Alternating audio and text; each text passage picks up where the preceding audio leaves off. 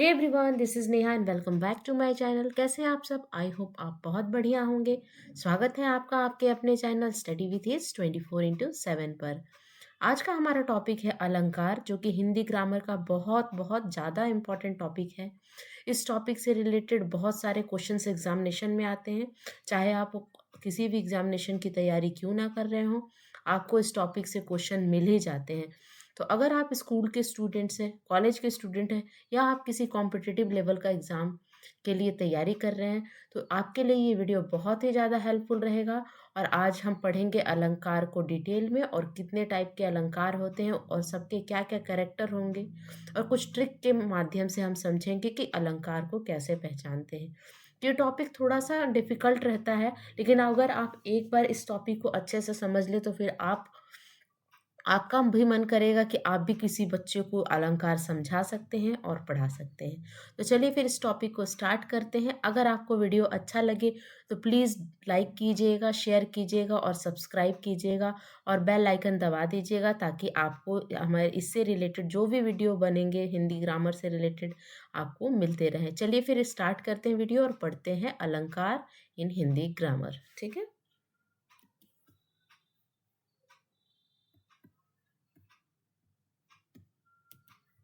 सबसे पहले हम अलंकार की परिभाषा को पढ़ेंगे।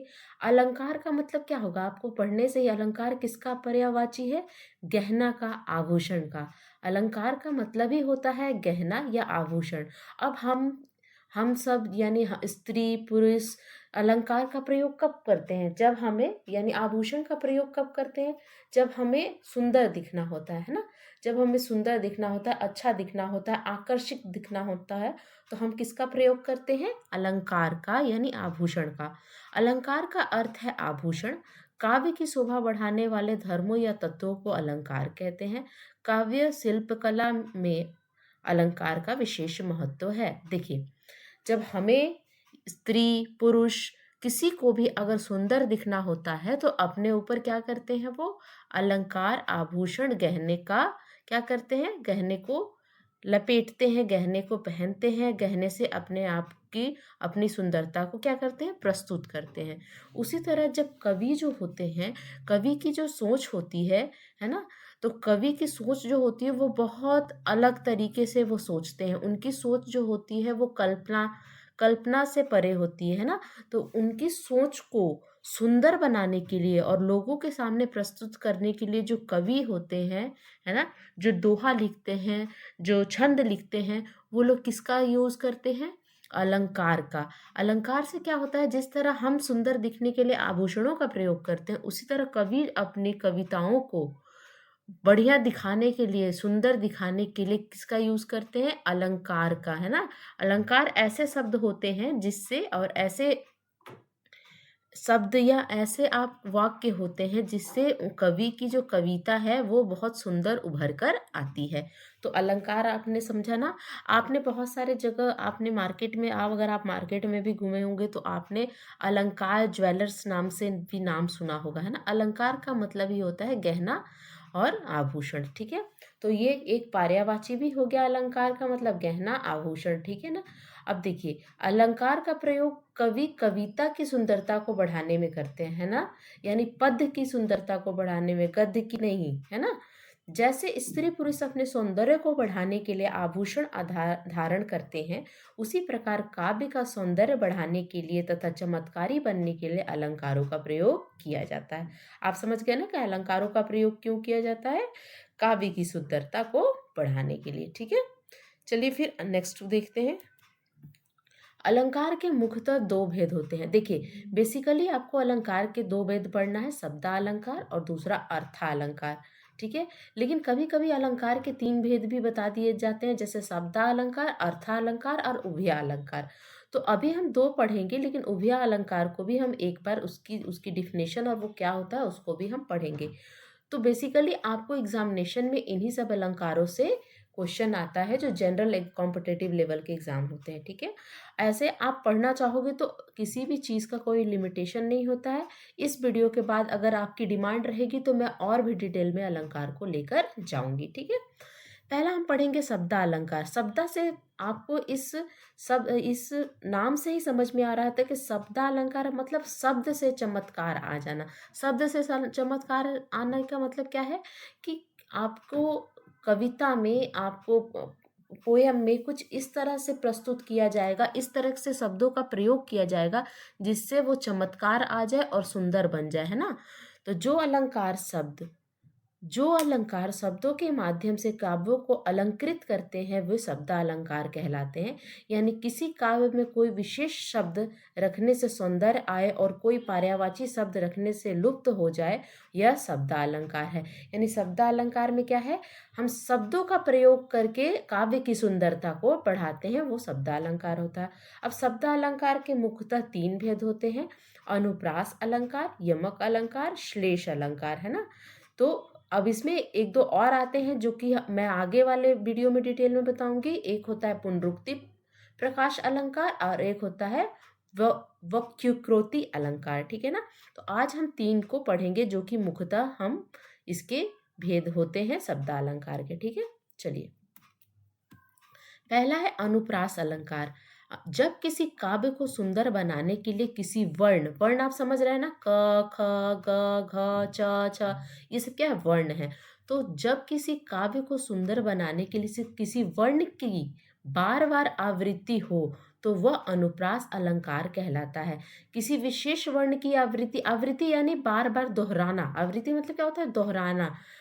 तो क्या हो रहा है, किसी विशेष वर्ण की आवृत्ति से वाक्य सुनने में सुंदर लगने लगता है।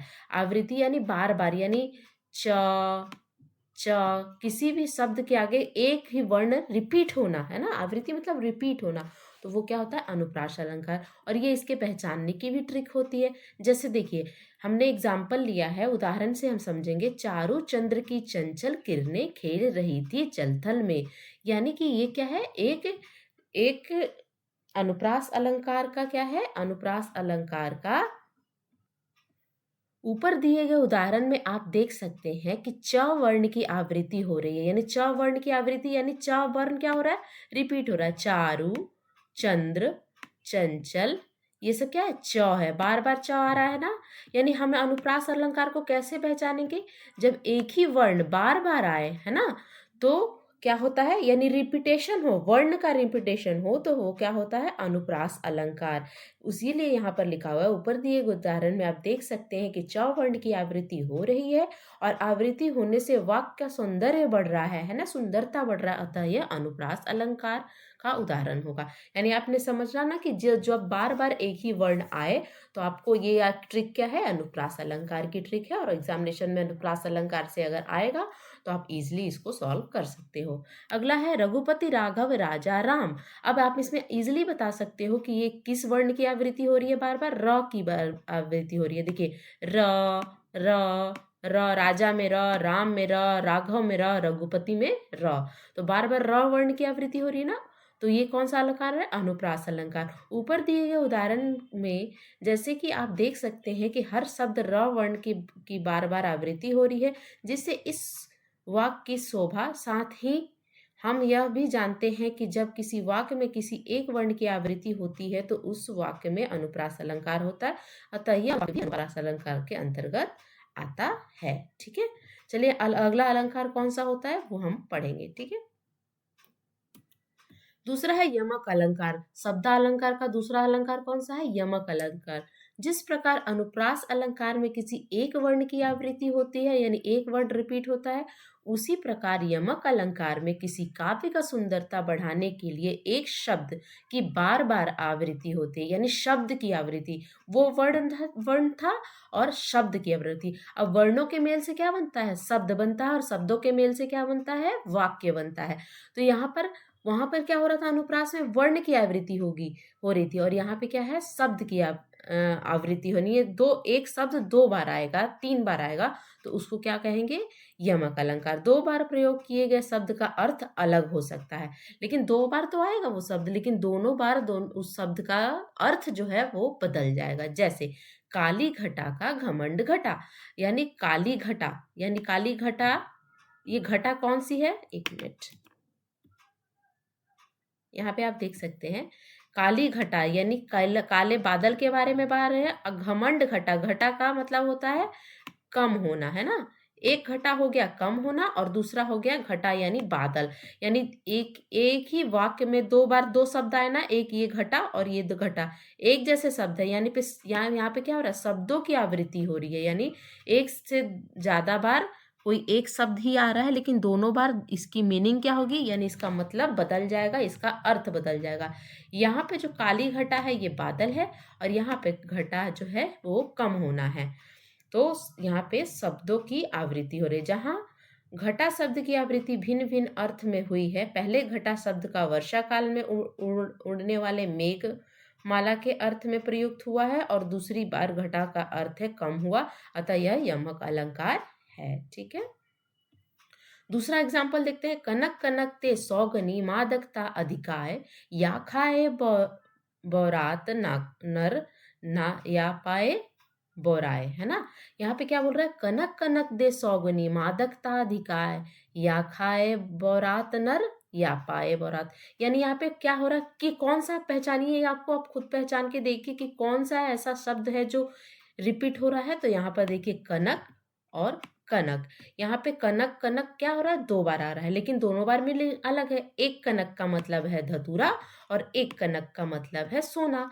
अगर आप धतूरा खाएंगे तो क्या हो जाएंगे, आप बौरा जाएंगे, आप पागल हो जाएंगे। और दूसरा कनक क्या है, दूसरा कनक है सोना।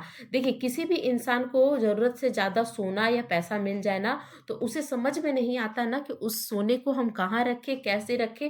उसके उसके क्या होता है, सीमा से बाहर की चीज हो जाती है। तो उस केस में भी लोग बौरा जाते हैं, पागल हो जाते हैं पैसे की लालच में। तो यही चीज दिया रहा है, इसमें दिया रहा है। इस पद्य में कनक शब्द का प्रयोग दो बार हुआ है। प्रथम कनक का प्रयोग अर्थ है सोना, और दूसरा कनक का अर्थ है ध, धतरा धतुरा। अतः कनक शब्द को दो बार प्रयोग और भिन्नता के कारण उपयुक्त पंक्तियों में यमक अलंकार को दिखाया गया है। ठीक है, चलिए अगला अलंकार पढ़ते हैं।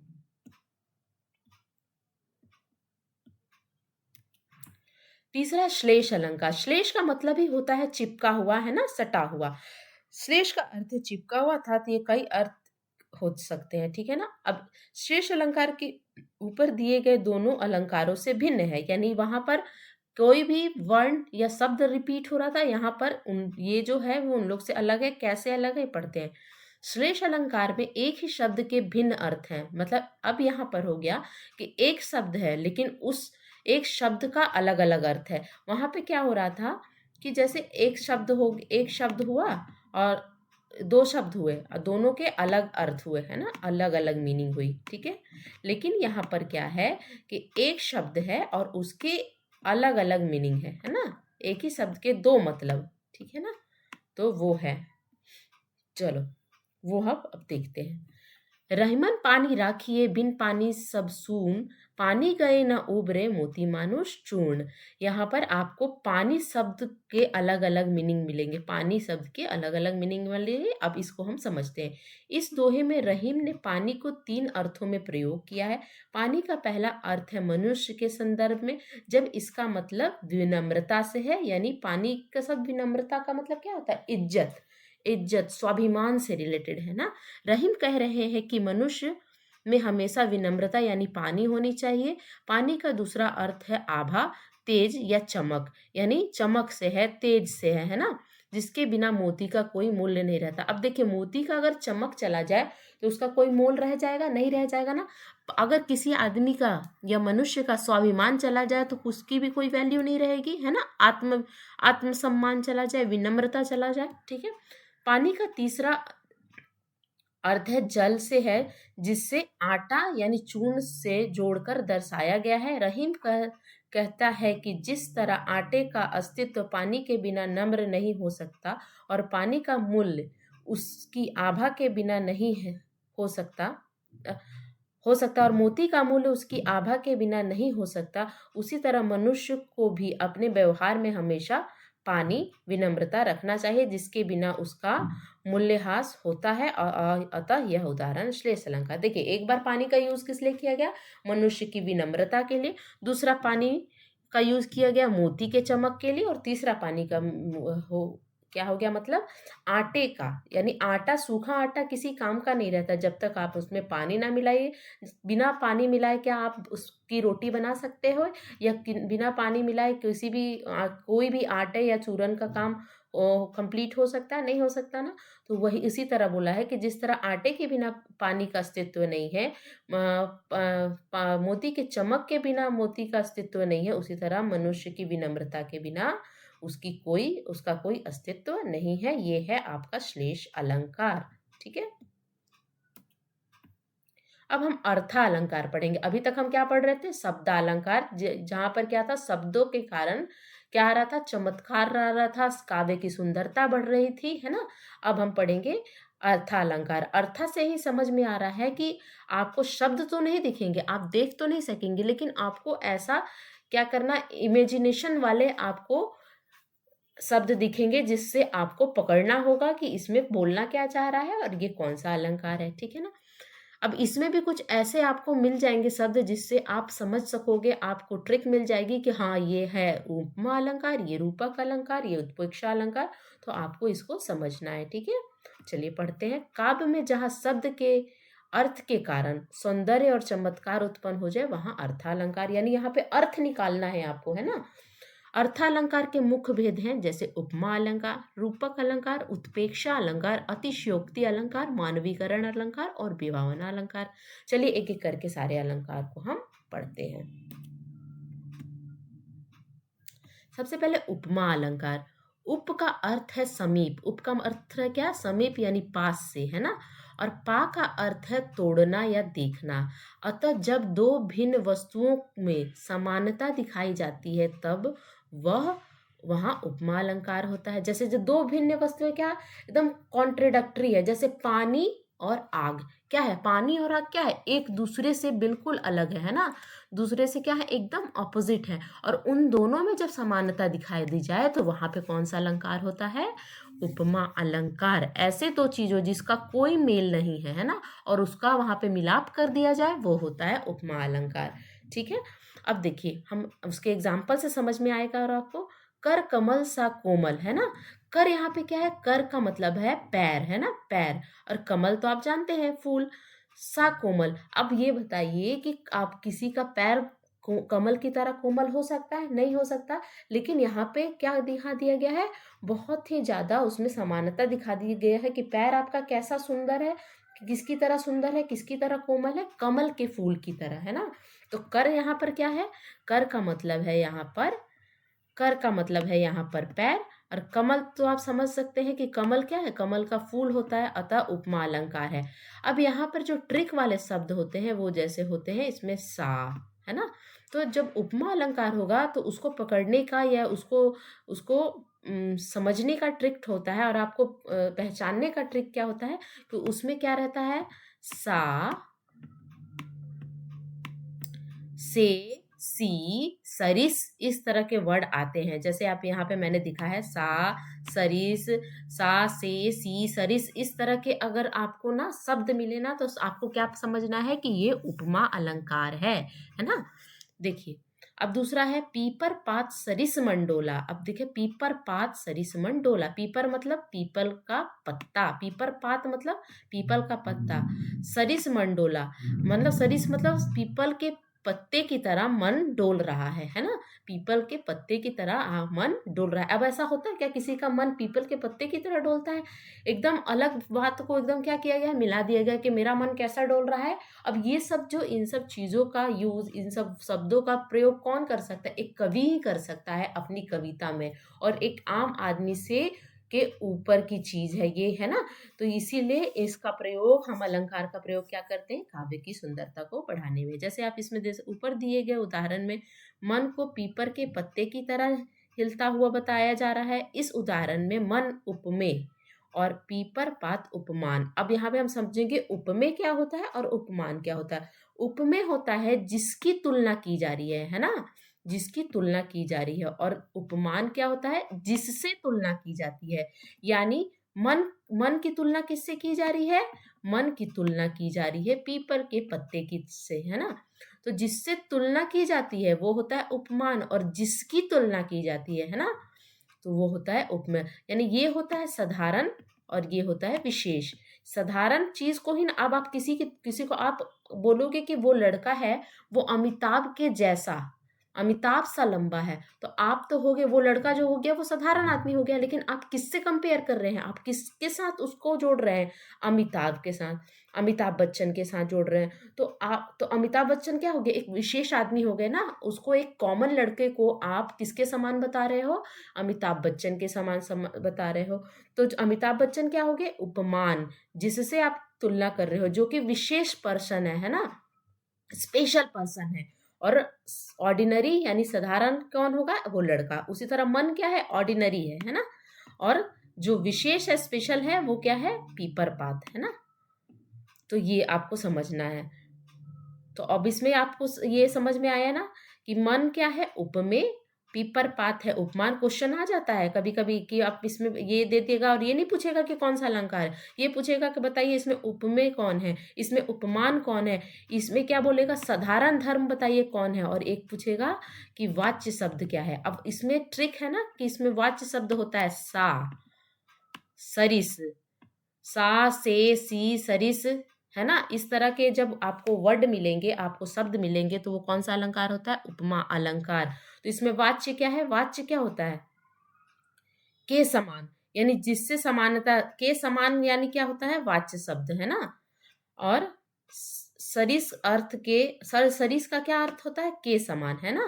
तो सरिस क्या है, सा क्या है, वाच्य है। साधारण धर्म क्या है, डोला, है ना, डोला होगा साधारण शब्द। ठीक है, चलिए आगे बढ़े हम। अब देखिए दूसरा उदाहरण, मुख चंद्रमा सा सुंदर, है ना। मुख किसकी जैसा सुंदर है, चंद्रमा से। अब ऐसा हो सकता है कि चांद सा सुंदर किसी का चेहरा हो, लेकिन हम क्या करते हैं, उसको बढ़ा चढ़ा के बोलते हैं, है ना, कि बहुत सुंदर, मुख कैसा सुंदर है, चंद्रमा जैसा। तो यहाँ पे आप बताइए कि मुख, मुख क्या हो गया, यहाँ पे मुख जो हो गया, ये हो गया उपमेय, और चंद्रमा क्या हो गया, विशेष, है ना। चंद्रमा क्या है, स्पेशल चीज होती है ना। चंद्रमा तो 8-10 है नहीं, एक ही चंद्रमा है, और उससे मुख को कंपेयर किया जा रहा है। तो मुख हो गया उपमेय, चंद्रमा हो गया उपमान, सा क्या हो गया, सा क्या हो गया बताइए आप, वाच्य शब्द हो गया, है ना। और सुंदर क्या हो गया, साधारण धर्म। ठीक है ना। तो यही वहां पे बताया गया, ऊपर दिए गए उदाहरण में चेहरे की तुलना चांद से की जा रही है। इस वाक्य में मुख उपमेय है, चंद्रमा उपमान है, सुंदर साधारण धर्म है, और सा वाच्य शब्द है। जैसे कि हम जानते हैं कि जब किन्हीं दो वस्तुओं की उसके एक समान धर्म की वजह से तुलना की जाती है, तब वहां उपमा अलंकार होता है। तो उपमा अलंकार को पहचानने का आपको ट्रिक समझ में आ गया, सा से सी सरिस। ठीक है। उपमेय अलंकार के 4 अंग होते हैं, जो कि अभी हम पढ़ रहे थे। उपमेय वह व्यक्ति या वस्तु जिसकी तुलना की जाए, अर्थात जिसका वर्ण किया जाए। उपमान जिस प्रसिद्ध व्यक्ति या वस्तु के समानता बताई जाए। वाच्य शब्द जिस शब्द की सहायता से समानता दिखाई जाए, जैसे सा, देखिए यहाँ पे मिल गया ना आपको, सा, सा से सी सरिस। ठीक है, एक मिनट, सा सी सरिस, यानी इसकी सहायता से दोनों को जोड़ा जा रहा है ना, जोड़ने वाले शब्द। साधारण जिस रूप गुण आकार के कारण सुंदरता, यानी यहाँ पर गुण रूप, यानी यहाँ पे ये विशेषता वाली चीजें रहेंगी। ठीक है ना। ये होता है, हम क्या पढ़ रहे थे, उपमा अलंकार। ठीक है, चलिए अगला अलंकार हम पढ़ते हैं, रूपक अलंकार।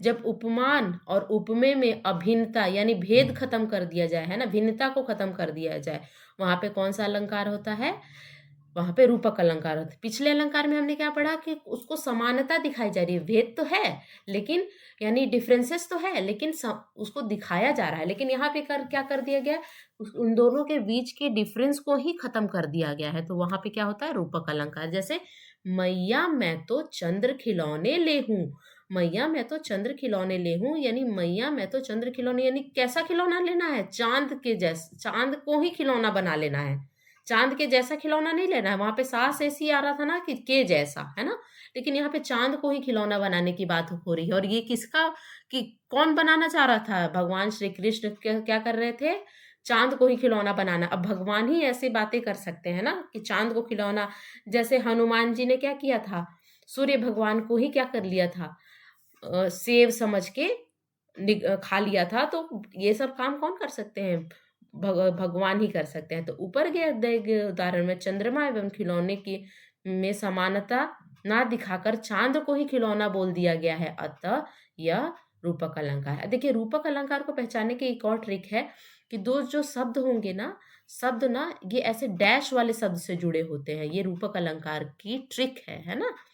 चरण कमल बंधु हरिराही, ऊपर दिए गए वाक्य में चरणों को कमल के समान ना दिखाकर चरणों को ही कमल, मतलब चरण जो है वो कमल के जैसे नहीं है, कमल ही चरण है ना, चरण ही कमल है, ये बता दिया गया। यानी दोनों के बीच की जो डिफरेंस है, समानता है, उसको ही हटा देना है। क्या है, रूपक अलंकार। और रूपक अलंकार को पहचानने का ट्रिक है कि आपको इस तरह के दो शब्दों के बीच में ऐसा डैश दिखाई देगा। पायो जी मैंने राम रतन धन पायो, ऊपर दिए गए उदाहरण में राम रतन को ही धन बता दिया गया है। यानी धन कैसा है, धन क्या है, राम है, राम ही है मेरे धन, है ना। ये किसका है, मीराबाई का है। बोल के पायो जी मैंने राम रतन धन पायो। ठीक है, तो यहाँ पे राम रतन उपमेय है और धन क्या है, उपमान है, एवं दोनों में अभिन्नता है। यह आप देख सकते हैं कि उपमान और उपमेय में अभिन्नता दर्शाई जा रही है। हम जानते हैं कि अभिन्नता दर्शाई जानेता ही है तब वह रूपक अलंकार होता है। ठीक है, चलिए नेक्स्ट पढ़ते हैं। उत्प्रेक्षा अलंकार, जहां उपमेय में उपमान के होने की संभावना का वर्णन हो वहां उत्प्रेक्षा अलंकार होता है। यानी उपमेय में उपमान को खोजना है ना। यदि पंक्ति में मनहु जनहु मेरे जानते मनहु मानो निश्चित एव, यानी ये शब्द है आपके ट्रिक वाले शब्द। यानी किसी किसी वाक्य में आपको ये, एक मिनट, अगर किसी वाक्य में आपको मनहु मनु जनु मेरे जानते मनहु मानव निश्चय ईव आदि जैसे शब्द मिले वहां उत्प्रेक्षा अलंकार होता है। आपको और समझ में आएगा जब आप उदाहरण समझोगे।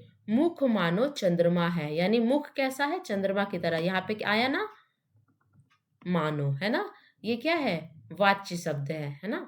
ऊपर दिए गए उदाहरण में मुख के चंद्रमा होने की संभावना यानी पॉसिबिलिटी बताई जा रही है। तो कौन सा अलंकार होगा, उपमा अलंकार, उत्प्रेक्षा अलंकार। ठीक है ना, यहाँ पे पॉसिबिलिटी शो किया जा रहा है।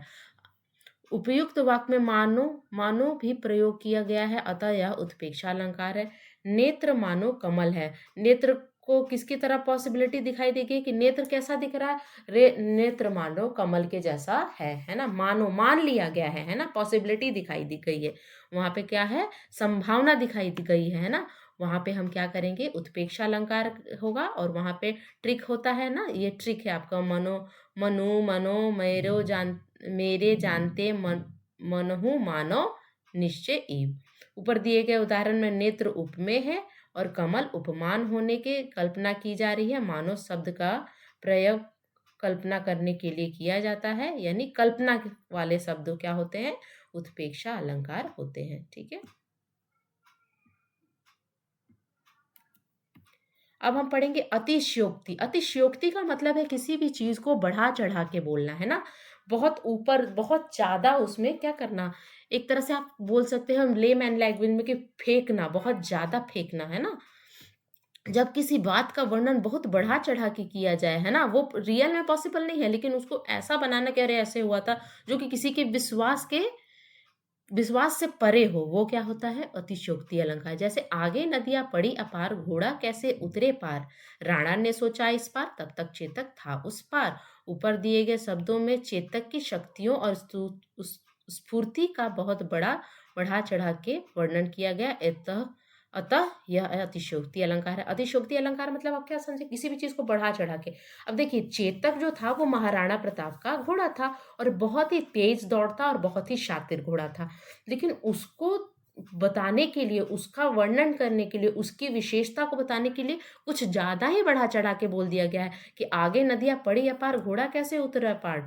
राणा ने अब क्या था, नदी आगे आ गई थी और राणा को उस पार जाना था, तो चेतक इतना महान घोड़ा था कि उस नदी को पार कर गया था। लेकिन ऐसा रियल में हुआ नहीं था। ऐसा था कि एक छोटे से नाले को उसने पार किया था, नदी को पार नहीं किया। लेकिन यहाँ पे क्या किया गया, बढ़ा चढ़ा के बोला गया है कि आगे नदियां पड़ी अपार, घोड़ा कैसे उतरे पार, राणा ने सोचा इस पार, तब तक चेतक था उस पार। अब एक और एग्जाम्पल, हम कॉमन एग्जाम्पल पढ़ते हैं कि हनुमान की पूंछ में लगन न पाई आग, लंका सिगरी जल गई, गए निशाचर भाग। अब यहाँ पे क्या है, रावण के पास जब वो हनुमान जी गए थे, माँ भगवान गए थे, तो यहाँ पे बोला गया है कि उनकी पूंछ में तो आग लगी नहीं और पूरी लंका जल गई, ऐसा कुछ नहीं था। उनकी पूंछ में आग लगी थी तभी तो पूरी लंका जली थी। तो यहाँ पर भी क्या हुआ, बढ़ा चढ़ा के बोला गया। जब किसी भी बात को बहुत बढ़ा चढ़ा के, बहुत ज्यादा विशेष, बहुत तारीफ कर दी जाए, जो कि क्या है, सामान्य लेवल से अलग हो, वो क्या होता है, अतिशयोक्ति अलंकार होता है। पांचवा है मानवीकरण अलंकार। जब प्राकृतिक चीजों में मानवीकरण भावनाओं के होने का वर्णन हो, वहां मानवीकरण अलंकार होता है। जहाँ पे किसी भी प्राकृतिक चीज हो, यानी सावन, बसंत, क्या हो गया, पेड़ पौधे को क्या किसकी तरह दर्शाया जाए, मनुष्य की तरह दर्शाया जाए, है ना, मानव जीवन की तरह दर्शाया जाए, तो वहां पे क्या होता है, मानवीकरण अलंकार।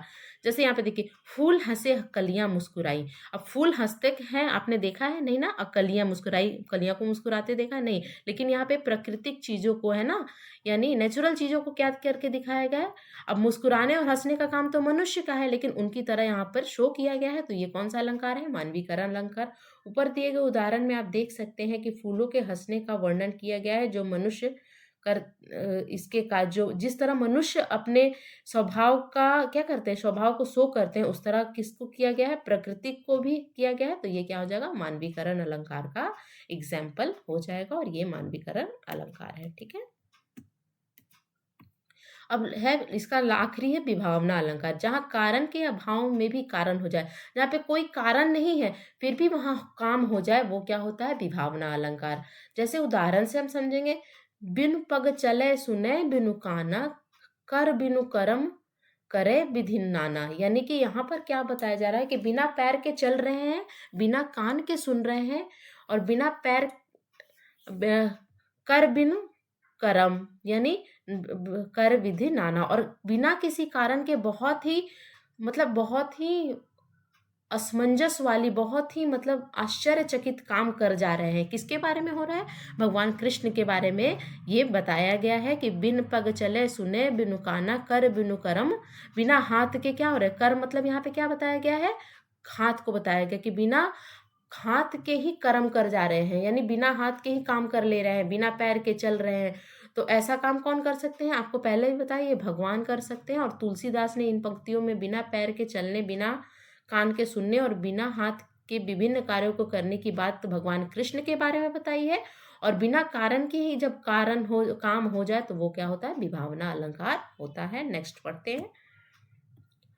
अब हमने तीन बताया था ना मैंने, कि एक उभया अलंकार भी होता है ना, कभी कभी अलंकार के तीन तीन भाग कर दिए जाते हैं, अर्थालंकार, शब्दालंकार, उभय अलंकार। तो थोड़ा सा हम उभय अलंकार को भी यहाँ पे देख लेते हैं, जहाँ पर अलंकार में शब्द और अर्थों दोनों का प्रयोग किया जाता है। एक हमने पढ़ा कि शब्दालंकार, दूसरा पढ़ा अर्थालंकार, और ये क्या है, कॉम्बिनेशन ऑफ दोनों का कॉम्बिनेशन है ना, दोनों का कॉम्बिनेशन मिला के जहाँ पे अर्थ और शब्द दोनों का मिला के चमत्कार हो जाए, वो क्या होता है, उभय अलंकार।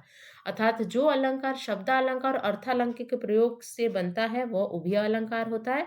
इसका निर्माण दो अलंकारों के योग से होता है। उदाहरण, कजरारी अखियन में कजरारी ना लाख है ना। अब देखिए, ये दो वहां पे क्या हो रहा था, शब्द से चमत्कार आ रहा था ना, तो यहाँ पे दो शब्द आए हैं ना, अखियन ना लखाए, और यहाँ पे अर्थ आपको निकालना है। तो यानी शब्दालंकार, द कॉम्बिनेशन ऑफ शब्दालंकार एंड अर्थालंकार इज कॉल्ड उभया अलंकार। ठीक है। तो आज हमने शब्दालंकार पढ़ा, अर्थालंकार पढ़ा, उभय अलंकार पढ़ा, और सारे अलंकारों का भेद जाना। और डिटेल वीडियो के लिए प्लीज कमेंट्स कीजिएगा कि आपको और भी अलंकार पढ़ने हैं। जैसे अनुप्रास अलंकार में के भी बहुत सारे पार्ट होते हैं, जो कि बहुत डीप स्टडी वाली बात हो जाएगी। अगर आपको ऐसे वीडियो चाहे तो प्लीज कमेंट सेक्शन में मेंशन कीजिएगा। आशा करती हूँ आपको वीडियो अच्छा लगे। अगर अच्छा लगे तो please do like, share and subscribe to my channel. तब तक के लिए thank you so much for watching. Bye.